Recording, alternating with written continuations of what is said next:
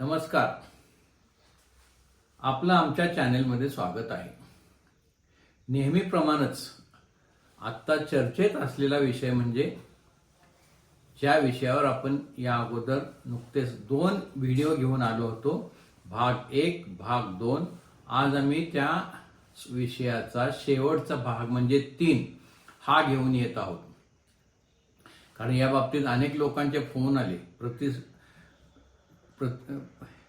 Responses आले, ज्यामुळं आम्हाला हे आनंद होतो तुमच्यापर्यंत पोहोचायला. तर आज आपण 7 habits of the highly effective people म्हणजे 7 चांगल्या सवयी या विषयावर आज आपण चर्चा करणार आहोत. 7 सवयीपैकी ऑलरेडी आपण 4 सवयीची चर्चा केलेली आहे. उदाहरणासह आपल्याला समजावून सांगितण्याचा प्रयत्न केला आहे. आज आपण राहिलेल्या 3 सवयी समजून घेऊन उदाहरणासह समजावून सांगणार आहोत. आपण पाहिलंय, सवयी प्रयत्नांनी चांगल्या किंवा वाईट लागतात किंवा अनेक बाहेरचे फॅक्टर असतात. त्या सुसंगत असतात किंवा विसंगत असतात.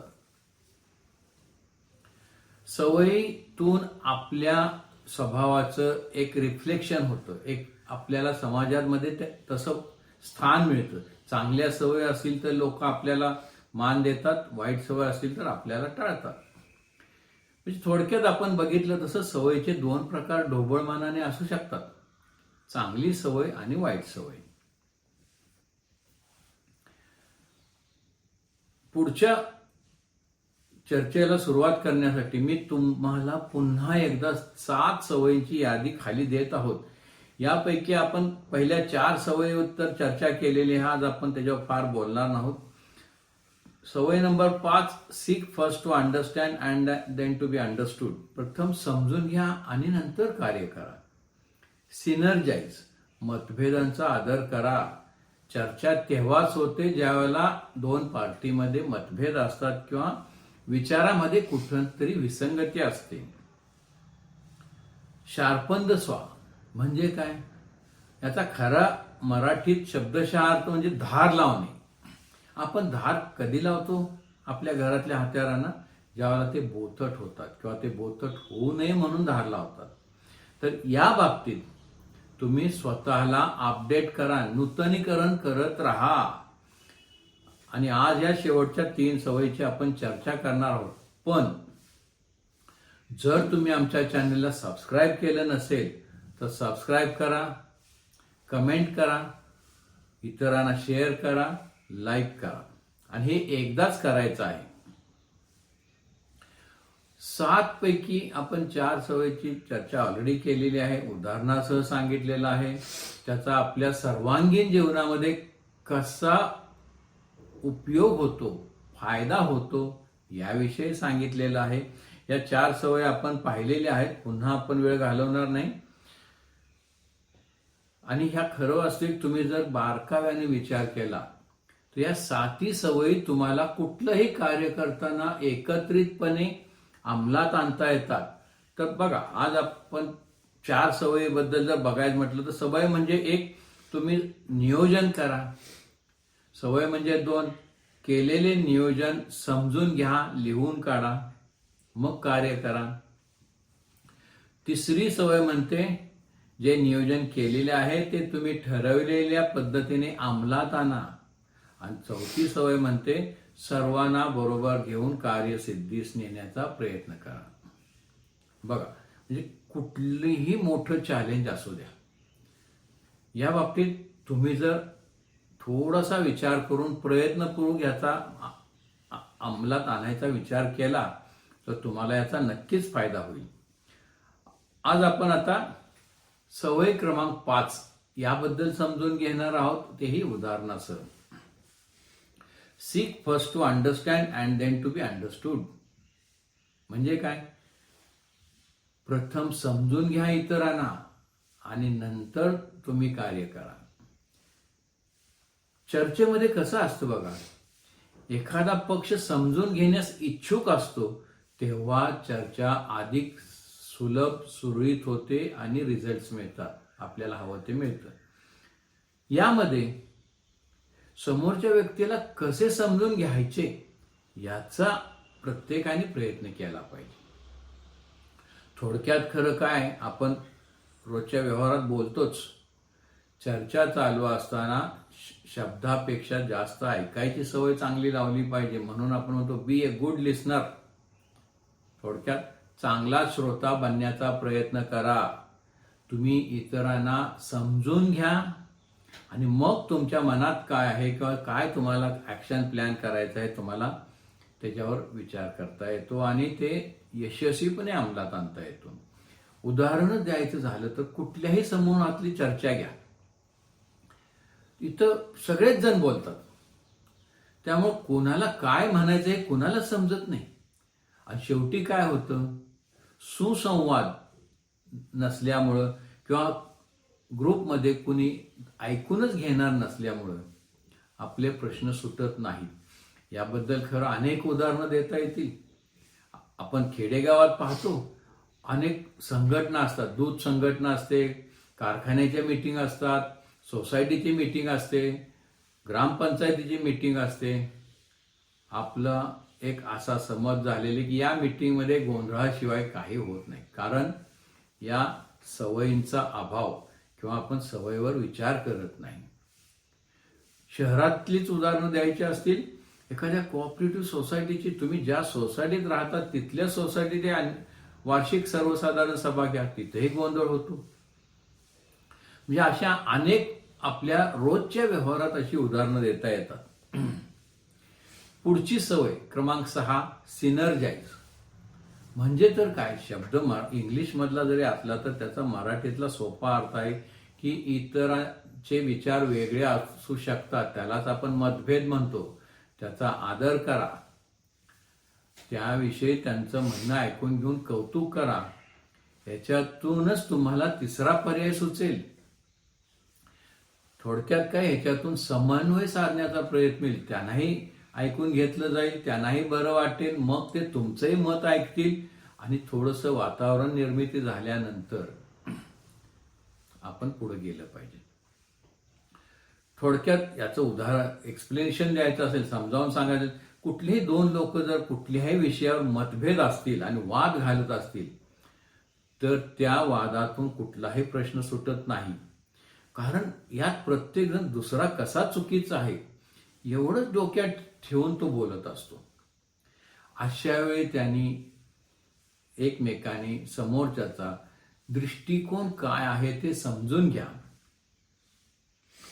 तर आणि तरच आपल्याला आपला दृष्टिकोन समोर ठेवून समाधानकारक उत्तर काढता येईल आणि दोघांनाही सर्वमान्य असं म्हणजे आनंदी असं मार्ग निघेल. इथंच आपण सवय नंबर 5चाही उपयोग केलेला आहे. म्हणजेच काय, प्रथम समजून घ्या आणि नंतर कार्य करा. मतभेदांचा आदर करायला शिकल्याने तिसरा पर्याय की जो दोन्ही पार्टींना मान्य असेल हा तेव्हाच समोर येऊ शकतो. शेवटची सवय क्रमांक 7, शार्पन द सॉ. आपण कितीही तयारीत असलो तर मराठीत आपण बोलल्याप्रमाणे जर आपल्या हत्याराला धार नसेल तर कुठलंही कार्य होणार नाही, श्रम वाया जातील.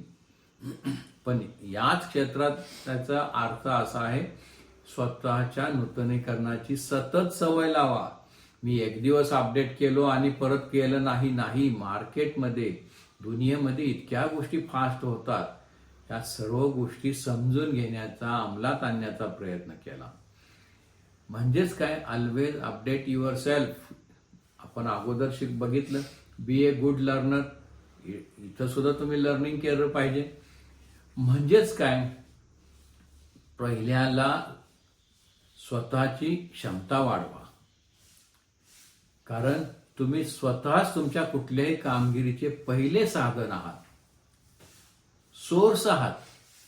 तुमच्यामध्ये जर ह्या सगळ्या चांगल्या गोष्टी नसतील तर तुम्ही कुणालाही काहीही चांगल्या गोष्टीच्या बाबतीत कन्व्हिन्स करू शकणार नाही किंवा कुणाला समजून घेऊ शकणार नाही.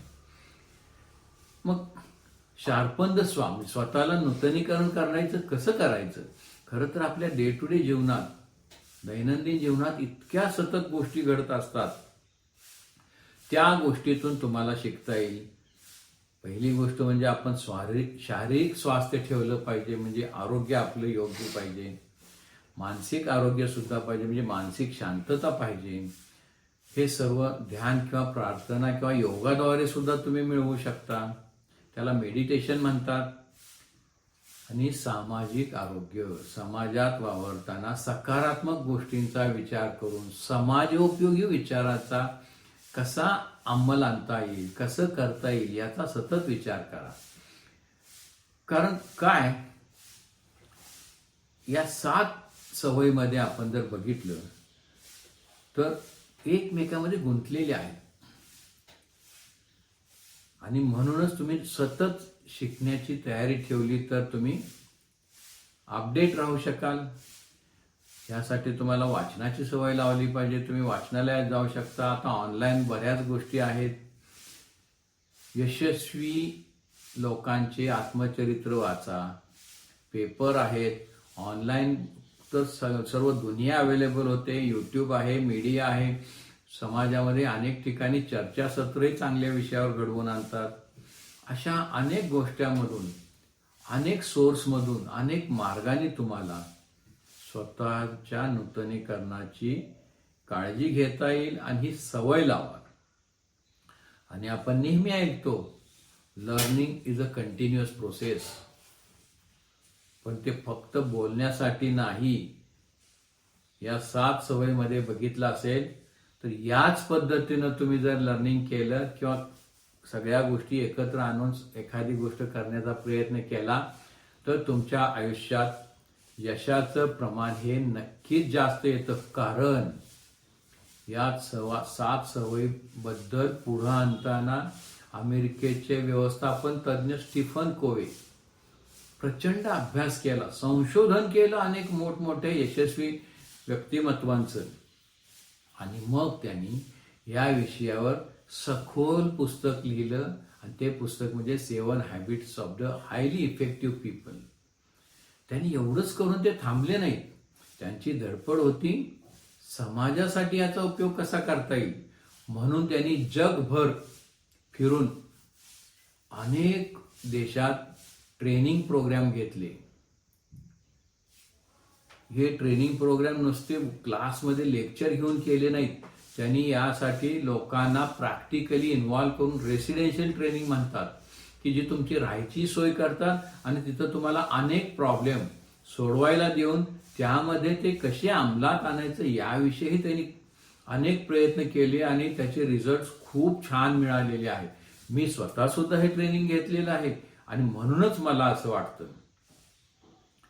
की या 7 सवयी तुमच्यापर्यंत पोहोचल्या तर तुम्हालाही कदाचित उपयोग होईल. तुम्ही वारंवार या सवयीविषयी विचार करा. मी दिलेला या विषयाबद्दल पूर्णपणे समजून घ्या आणि मग तुम्ही कार्य करा, कृती करा, अंमलात आणा, इतरांना समजून घ्या. अशा सगळ्या गोष्टी, कुठलाही एक प्रोजेक्ट करताना सगळ्या गोष्टीची सांगड घातली तर तुम्हाला तुमच्या जीवनात सर्वांगीण दृष्टीनं यश प्राप्तीसाठी नक्कीच याचा उपयोग होईल. परंतु जर तुम्ही आमच्या चॅनेलला सबस्क्राईब केलं नसेल तर सबस्क्राईब करा, शेअर करा, इतरांना पण सांगा. तुमच्या कमेंट्स लिहा, आमच्यापर्यंत पोहोचतील. आम्ही त्याची नक्कीच उत्तरं देऊ. तोपर्यंत धन्यवाद.